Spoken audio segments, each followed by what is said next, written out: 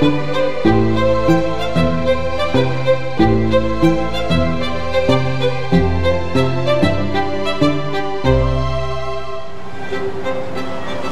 起物流工種，以往嘅印象通常係指碼頭工、運輸工，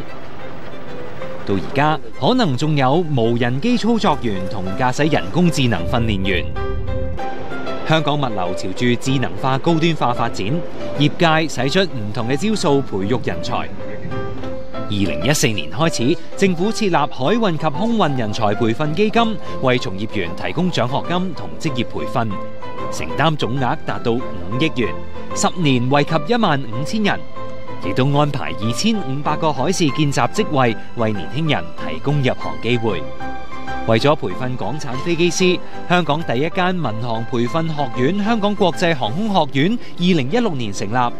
課程涵蓋航空工程、飛行訓練、機場營運，唔單止獲納入為大學課程，更加獲得國際認證，成為航空業嘅人才搖籃。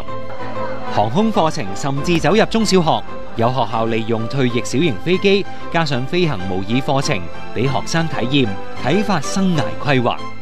志存高遠，培育人才，有助提升並鞏固香港嘅國際物流樞紐地位。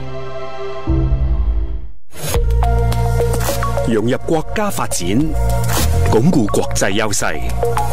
團結香港，聯通世界。